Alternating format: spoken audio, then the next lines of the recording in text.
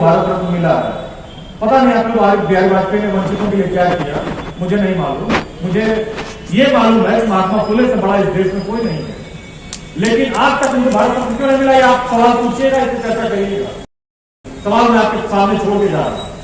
महात्मा फुले का यही योगदान था। 1902 में साहू जी महाराज ने उन्हीं की प्रेरणा से, उनको बहुत मानते थे, वो कुर्मी जाति के थे, कुणबी जाति के थे, कुणबी मराठा।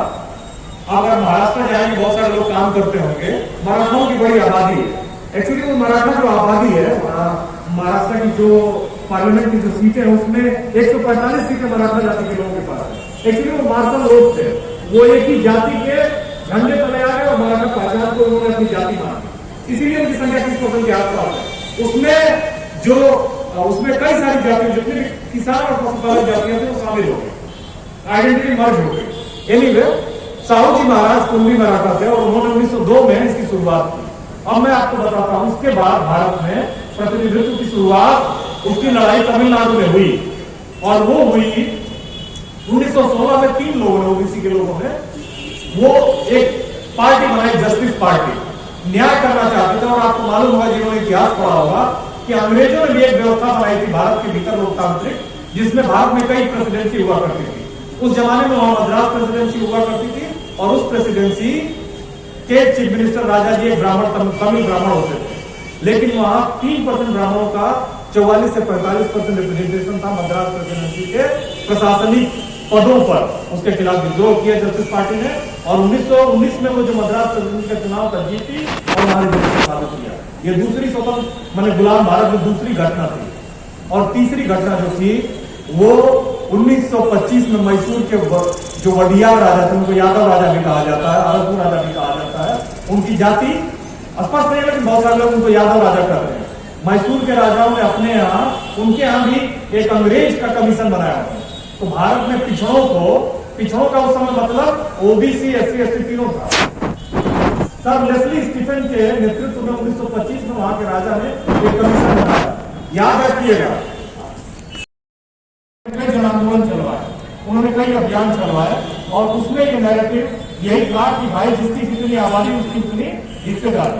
वो कांसीराम के बहुत बड़े क्लोज एक सहयोगी थे, और इस तरह के जो समाजवादी नेता हैं वो सबको सम्मान और सबको हक और सबकी माने उत्थान की लड़ाई में विश्वास करते थे, उत्थान में विश्वास करते थे। तो शरद यादव जी का जीवन एक पूरा मैसेज था, संदेश था, एक ऐसा संदेश जो आपको मानव मुक्ति की तरफ ले जाएगा। मैं नहीं जानता था, मैं तो संयोग से एक यादव परिवार में पैदा हुआ, और यादव सरनेम में मुंह से चिपका हुआ है। बाबा साहब भीमराव अम्बेडकर कहते थे कि भारत का समाज 4 मंजिला इमारत की तरह, ध्यान रखिएगा, 4 मंजिला इमारत की तरह। मैं यादव हूं, और मैं अपने को कितना हूं समाज सुधार में आगे ले जाऊं, और मैं कहूं कि हरिजन हो गया हूं, मैं उसी बस्ती में भी रहूं, उसी बस्ती में भी रहूं। मैं मान लीजिए किसी भी बस्ती में रहता हूं, हम भी बस्ती में, दूसरा बस्ती में, किसी बस्ती में, लेकिन मैं पूरी तरह से उनका नहीं हो पाऊंगा। बाबा साहब भीमराव अम्बेडकर कहते थे कि जाति व्यवस्था का यही रोल है, बीच वाला नीचे नहीं जा सकता, न ऊपर जा सकता, एकदम ऊपर वाला नीचे नहीं जा सकता, नीचे वाला ऊपर नहीं जा सकता। उन्होंने इसको ग्रेडेड इनइक्वालिटी का, स्तरीकरण इनइक्वालिटी का मतलब कि भेदभाव, समझ रहे मेरी बात को, ग्रेडेड इनइक्वालिटी मैं नहीं कह रहा हूं, बाबा साहब भीमराव अम्बेडकर कहते थे, और उन्हीं की बात को शरद यादव जी कहा करते थे। वो कहते थे, आप जाते अगर शरद यादव के घर पे तो सबकी फोटो लगी थी।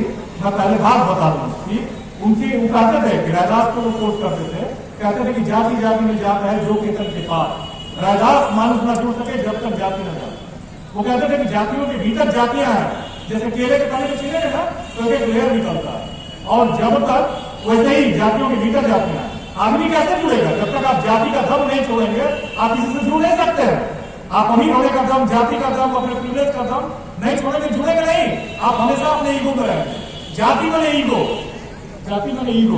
तो मैं अपनी बात को खत्म करूंगा, वही करना चाहिए। आप ध्यान रखिए, सिंपल सी बात है, मैंने शुरू में ही बात की कि सारे रिसोर्सेज पे आपका बराबर का हिस्सा है। आप इसलिए नहीं ले पा रहे हो कि आप यूनाइटेड नहीं हो। बाबा साहब भीमराव अम्बेडकर ने भी यही कहा, एजुकेट, एजुकेट और ऑर्गेनाइज, एजुकेट, ऑर्गेनाइज और एजुकेट। आप शिक्षित होइए, पहले तो एकता बनाइए, यूनाइट होइए और एजुकेट करिए, सब कुछ मिलेगा। लेकिन ये गति इसलिए धीमी है क्योंकि आपकी यूनिटी की गति भी बहुत धीमी है। तो मैं फिर वापस आता हूँ और बताता हूँ आप लोगों को कि शरद यादव जी का मैसेज क्या था। ये तो हुआ कहानी 25 तक मैंने आपको मैसूर के राजाओं की बताई, और उसके बाद आपके साथ जो एक तरह से जो हिंसा हुई है, हिंसा खाली मारने की हिंसा नहीं होती है, आपके पीछे आपके खिलाफ साजिश करना और उससे कब आपको खत्म कर देना, एक सामाजिक सांस्कृतिक हिंसा एक बहुत बड़ी हिंसा है। सांस्कृतिक हिंसा एक बहुत बड़ी हिंसा है। मैं आपको बताता हूँ, लोग बताते हैं कि 30 साल की एक जनरेशन होती है और कैसे पिछड़ों की करीब 1.5 जनरेशन को खत्म कर दिया गया। पेरियार का तो मैं बात बहुत नहीं करूंगा क्योंकि मेरे पास बहुत समय नहीं है, लेकिन आपको मैं बताता हूं कि भारत जब आजाद हुआ 1947 में, उससे बहुत पहले अंग्रेजों ने 1925 में जो पिछड़ा शब्द की डेफिनेशन थी, उसमें से ओबीसी, एससी, एसटी तीनों पिछड़े में शामिल थे, उसमें से दलित और ट्राइबल्स को निकाल दिया क्योंकि उन्होंने देखा कि उनके तो गले में घंटी और कमर में झाड़ू बना हुआ था, और उनकी जो चुनौतियां थी छुआछूत से थी, उनका छुआछूत का मसला था, पिछड़ों के साथ दूसरा का नहीं था, क्योंकि अगर उनके साथ जोड़ देते ये लोग तो समाज नहीं चलता। उनको दूध कौन पिलाता? उनको दूध कौन पिलाता? अगर आपसे अछूत का व्यवहार करते हो तो फिर आप दूध लेके पी नहीं सकते थे, दूध नहीं पीते तो कमजोर होते, धर्म नहीं चलता, मिठाई नहीं बनती, खाना नहीं बनता, तो छुआछूत आपसे भी जोड़ सकते थे, लेकिन मजबूरी थी। किसान आप नहीं होते, पूरा अनाज को पैदा नहीं कर सकते हैं, छुआछूत आपसे नहीं था। उन्होंने क्या किया, तो अंग्रेजों ने दलित और आदिवासियों को डिप्रेस क्लास कहना शुरू किया 1925 में। ये मैंने पढ़ा है और ये सारी किताबों में दर्ज है, आप पढ़ सकते हैं इसको। और 25 के बाद भारत जब आजाद हो, रिजर्वेशन की करीब उन्होंने शुरुआत कर दी थी इन 3 स्टेट में। 47 में देश आजाद होता है।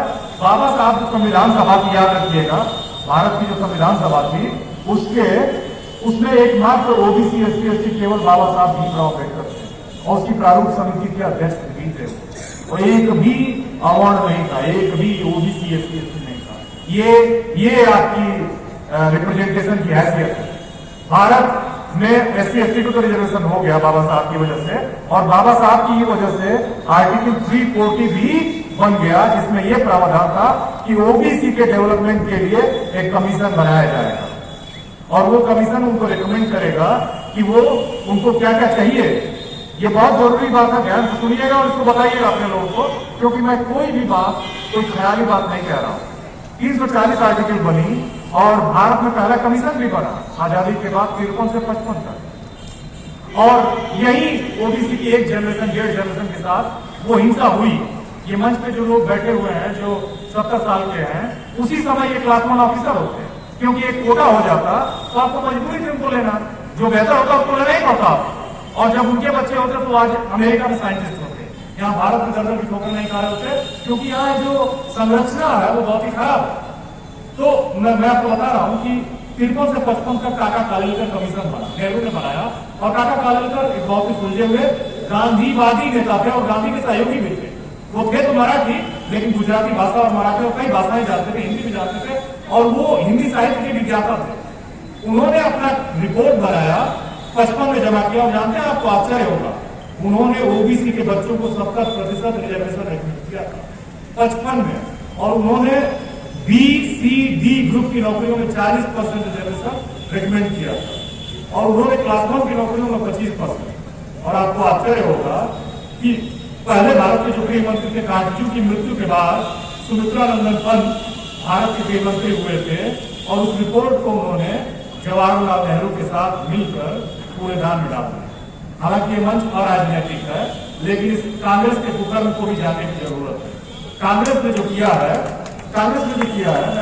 मैं किसी का विरोधी नहीं हूं, लेकिन आप अगर इतिहास उठाकर देखेंगे तो अभी तक 2011 तक जो ओबीसी की कास्ट सेंसस के नाम पे 5,000 करोड़ कांग्रेस ने खर्च किया, तब तक कांग्रेस ओबीसी के प्रति कोई भी क्लैरिटी नहीं रखती थी। उसने हमेशा उनके खिलाफ साजिश की, जो भी किया वो मन महसूस के आधा दिया, आधा अधूरा दिया। मेरी बात को ध्यान से सुनिएगा। जवाहरलाल नेहरू ने और गोविंद वल्लभ पंत ब्राह्मण थे, इलाहाबाद यूनिवर्सिटी से पढ़े थे, भारत के, और उन्हीं के चेले थे कोल्हापुर स्टेट के राजा साहू जी महाराज की तस्वीर खरीद लीजिएगा। इसलिए जरूरी है कि पता नहीं, मैं नहीं जानता, इतना दिन पढ़ने के बाद, समझने के बाद, बाल सफेद करने के बाद, धूप में नहीं सफेद किया मैंने भी बाल, पढ़ने के बाद मुझे ये समझ में आया कि बहुजन समाज के लोगों को भ्रम होगा, लेकिन जो लोग आप पर रूल कर रहे हैं उनको ये स्पष्ट है कि कोई भगवान नहीं होता है। वो ये जानते हैं कि कोई पाप पुण्य नहीं होता है, वो आपका मर्डर कर देंगे और अगला 40 साल आपकी प्रॉपर्टी हड़प लेंगे। अगला 40 साल वो बढ़िया से फॉर्च्यूनर खरीद के बड़ा सा घर बना के आराम से यही घूमेंगे और खूब आनंद से रहेंगे। उनको ये मालूम है कि कोई भगवान नहीं होता है। खाली संसाधनों पे कब्जा करो, इन गुलामों को और गुलाम बनाओ, इनको ज्ञान से दूर रखो, नौकर बनाओ, ड्राइवर बनाओ, माली बनाओ, दुकान खोलो, उसमें सेल्समैन बनाओ, माल खोलो। और इसके लिए आप लड़ नहीं रहे आप। अच्छा, इसके लिए लड़ने से भी ज्यादा जरूरी है आपकी यूनिटी। आपको बांटा गया जातियों में, आपने समझ लिया कि जाति में जो श्रेष्ठता का भाव है, आप वही व्यवहार करते हैं जो कुछ ऊपर के लोग आपके साथ करते हैं, आप अपने नीचे वालों के साथ करते हैं। ये कब छोड़ेंगे आप, ये आपको तय करना होगा। क्योंकि बहुत पहले कबीर ने कहा कि तू जो ब्राह्मण ब्राह्मणी का जाया, आम बात का है नहीं है। जिनको लगता है कि मैं आई हूं और फलानी जाति से मैं किसी राजभर से बहुत श्रेष्ठ हूं, वो भ्रम में। कबीर ने यही कहा कि तुम जो कहते हो कि मैं ब्राह्मण हूं, मैं श्रेष्ठ हूं, तो तुम मुझे बताओ कि क्या तुम कहीं और से पैदा हुए जहां से मनुष्य पैदा होता, तुम भी वहीं से पैदा होता हो, तो कैसे श्रेष्ठ हुए? कबीर का कहना नहीं कह रहा हूं, वही शरद यादव कहा करते थे। शरद यादव ये सारी बातें करते थे, कबीर की मूर्ति रखना, उन्हीं के कबीर पद को प्रमोट कर देते। कबीर यही करते थे कि श्रेष्ठता क्या है? श्रेष्ठता भाव एक विकृति है, जिससे आप जितना जल्दी दूर हो जाएंगे उतना ही जल्दी आप आदमी की तरह व्यवहार करेंगे। ध्यान रखिए, मैं अगर उस भाव के साथ जीने लगूं पागल हो जाऊंगा। पहले तो मैं परिवार में कट जाऊंगा, पत्नी से अपने श्रेष्ठ समझूंगा, अपने बच्चों में भी अपने लड़के को लड़की को श्रेष्ठ समझूंगा, और उसके बाद समाज में लड़का करता है। एक काटने के लिए बनाया गया था।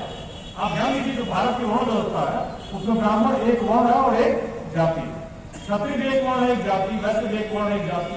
सूत्रों में ओबीसी की 5000 जातियां हो गई, अति सूत्रों में 2000 जातियां हैं। ये 7000 जातियां क्यों बनाएंगे? अरे भाई, सीधी सी बात है कि आप एक मोहल्ले में अगर 10 परिवार रह रहा है, ऊपर के 20 परिवार हो गया, 1-2 परिवार के लोग होशियार है तो वो समझते हैं कि ये ज्यादा हो जाएंगे तो कभी मैं वार्ड का मेंबर भी नहीं बन पाऊंगा और इनको बांध के रखूंगा तो मैं इनको रूल करूंगा। तो यूनाइट होने का किसका काम है? यही महात्मा फुले कहा करते थे, यही श्रद्धेय शरद यादव जी कहा करते थे कि जाति छोड़ो, जमात में कन्वर्ट हो। यूरोप आज हमसे ऊपर क्यों है? वहां सभी बेहतर जीवन क्यों जी रहे हैं? क्योंकि वहां भी डिफरेंस है, लेकिन ये जो जमीन आसमान का डिफरेंस है, ये खाई कम है वहां, यहाँ ऐसे है, वहां ऐसे है, और यहाँ तो पता नहीं, हम लोग गड्ढे के भीतर। अगर आप अच्छा कपड़ा नहीं पहन रहे हैं, अच्छा खाना नहीं है, अच्छा हॉस्पिटल नहीं है, अच्छी यूनिवर्सिटी गाजीपुर में नहीं है, तो ये आपके विरोधियों से ज्यादा आपकी लड़ रही है। गड़बड़ी इसलिए है कि आपने अपने भीतर के जो गड़बड़ियां उसको आपको सत्ता बांटनी पड़ेगी। आप सब कुछ नहीं हो सकते, जो बड़ी जाति है उनको बांटना पड़ेगा और छोटे को भी साथ में रहना हो। यही कहते थे कि जाति से जमात में आओ, आप कास्ट से क्लास में। यूरोप में जल्दी परिवर्तन इसलिए हो गया। यही सब जो प्रॉब्लम हमारी आज है, ये इंग्लैंड में भी थी। इंग्लैंड में पादरी बॉन्ड पेपर बेचा करते थे, लोगों को स्वर्ग देते थे। वहां चर्च में वैश्यावृत्ति होने लगी। 33% जो यूरोप की जमीनें थी वो चर्च की कब्जे में थी। जो चर्च कहता था कि नहीं ये पशु है, लोग कहते थे पशु है। चर्च जो कहते वो मान लिया जाता था। उसी चर्च के खिलाफ मार्टिन लूथर, जो एक जर्मन था, उसने खुद एक क्रिश्चियन था, रोमन कैथोलिक था, उसने विद्रोह कर दिया। इसलिए विद्रोह कर दिया कि उसको समझ में आ रहा था कि सामने हो क्या रहा, इस कुकर्म से तो धर्म ही खत्म हो जाए। तो ध्यान रखिए, जो अभी पॉलिटिक्स हो रही है, अभी जो समाज में चल रहा है, उसके खिलाफ रामन और भैया गुरु श्रद्धेय शरद यादव जी के, उन्होंने किताब लिखी है। किताब कब लिखी है साथियों? 1950 में। ये पतली सी किताब है, नहीं पढ़ सकते हैं तो उसकी समरी, उसकी जिस्ट मैं बताता हूँ आपको। उन्होंने किताब लिखी हिंदू बनाम हिंदू। आप लोग ये किसी किताब को मत पढ़िए, आप 1950 में लिखी हुई उनकी हिंदू बनाम हिंदू, मुझे लगता है 50 पेज की किताब होगी, उसको पढ़ लीजिए। उसमें वो यही कहते हैं कि हिंदू 2 तरह का होता है, एक कट्टर हिंदू, एक उदार हिंदू। ओबीसी SC ST के लोग उदार हिंदू हैं, कट्टर हिंदू ने उनको पागल बनाना। आप वो यही कहते हैं। कब कह रहे हैं वो? 1950 में। वो ये कहते हैं कि कट्टर हिंदू जो है वो देश का, उससे देश का भला नहीं होगा, हालांकि इससे होगा जो उदार है सबको साथ लेके चलने की हैसियत रखता है। उसी राम मनोहर लोहिया जो व्यापारी जाति के थे, अग्रवाल कम्युनिटी के थे, उनके चेहरे थे शरद यादव जी, जिनकी योजना के गुलाम हो जाते हैं, सरदार हो जाते हैं, और उसकी जरूरत एकदम नहीं। आप शिक्षा और संस्कार में उसको खर्च करें और आगे बढ़े। एक छोटी सी कहानी से मैं अपनी बात करूंगा, ये अंतिम है। गुरु नानक देव अपने पूरे जीवन में 24,000 किलोमीटर पैदल चले। ये मैं नहीं कह रहा हूं, आप किसी भी गुरुद्वारे में चले जाइए, वहां आपको ये स्पष्ट कह देंगे, बता देंगे वो लोग। उस गुरु नानक देव ने एक बार वो हरि की पौड़ी पहुंचे, वो मदीना तक गए थे पैदल चल के, वो प्रयाग इलाहाबाद तक आए। वो एक बार हरिद्वार पहुंचे, और हरिद्वार पहुंचने के बाद वो, अगर आप गए होंगे तो गंगा नदी में हर की पौड़ी कई लोग स्नान करते हैं, वहां वो स्नान कर रहे थे, बगल में एक ब्राह्मण व्यक्ति मंत्र पढ़ रहे थे और एक और व्यक्ति वहां स्नान कर रहा था। और स्नान के साथ साथ उस देव में मंत्र के बाद वो अन्न और जल अर्पण करता था। तो उन्होंने उनसे पूछा उन ब्राह्मण से कि आप क्या कर रहे हो? तो ब्राह्मण ने 3-4 बार के बाद जवाब दिया कि देख नहीं रहे, अपने पितरों को अन्न और जल अर्पण कर रहा है। गुरु नानक देव भी उत्तर की दिशा की तरफ मुड़ गए और वो जल अर्पण करने लगे। तो 3-4 बार करने के बाद ब्राह्मण ने पूछा कि उसको लगा कि ये मेरा मजाक उड़ा रहा है। तो उसने पूछा कि तुम क्या कर रहे हो? तो उन्होंने कहा कि जब इनके पितरे और अन्न और जल ग्रहण कर सकते हैं तो मैं भी यहाँ से अपने खेतों में पंजाब में पानी दे रहा हूँ। आप ध्यान दीजिए, उन्होंने कहा कि जब इनके पितर अन्न ग्रहण कर सकते हैं तो मेरे खेतों में सिंचाई क्यों नहीं हो सकती है। बहुत बड़ा मैसेज था। आपको इसी तार्किकता के साथ और एकजुटता के साथ आगे बढ़ना होगा। सांस्कृतिक सामाजिक एकजुटता राजनीति से भी जरूरी है। इसलिए मैं आपसे आज प्रदेश शरद यादव जी की पुण्यतिथि पर आप सभी को ये मैसेज देना चाहता हूँ कि एक बात सोशल यूनिटी ही वो भी एक हार्मोनी के साथ ही वही एक की है आपका समाज में आगे बढ़ने का। उस पर आप काम करिए और आगे बढ़िए। मैं इन बातों के साथ अपनी बात खत्म करता हूँ। जय भीम, जय मंदिर। होश में आया तो क्या लूट जाओगे, और सारे लुटेरे लूटने के लिए तैयार हैं। इसलिए आपसे मेरा निवेदन है कि एक मंडल कमीशन की रफत और आपका विचार, आपका संस्कार, थोड़ा धैर्य से आगे बढ़ो। क्योंकि मैं कहा था, देखो चाइना सन 49 में आजाद हुआ और जापान सन 1950 में आजाद हुआ, और हम सन 1947 में आजाद हुए। चाइना से 2 साल मिले हैं, जापान से भी 3 साल मिले हैं। आखिर यह कौन सी व्यवस्था है जो चाइना दुनिया के नक्शे पर नंबर 1 पर जा रहा है, और जापान में रिएक्टर और सुनामी आती है, लहरें बर्बाद कर देती है जापान को, फिर भी जापान आज दुनिया के दूसरे नंबर पर है। आप देख लो आप क्या विकास की क्या गति है, देख लो। जापान में ट्रेन 1 घंटा में 450 किलोमीटर जाती है, और चाइना में वही ट्रेन 550 किलोमीटर जाती है, और आपके यहाँ हिंदुस्तान में 1 घंटे में 2 स्टेशन जाती है। यह आपकी औकात, ये कौन लोग है? ये इनके हाथ में सत्ता किसने दिया? ये कौन सी मैन्युफैक्चरिंग को आपसे छीन लिए? दोस्तों, अब ये किसी पार्टी का सम्मेलन नहीं है, बड़ी तिथि है। शरद जी, हम लोग महिला भी आरक्षण है, वो गरीब पिछड़े और गरीब महिलाओं के आरक्षण की, विशेष आरक्षण की बात करते और मिलता और जमदारी अपनी बात रखते थे। कोटा के अंदर कोटे की बात करते थे। साथियों, हक के लिए उसको जहर पीना मंजूर है। बाइट देना था, चलते हैं बाइट।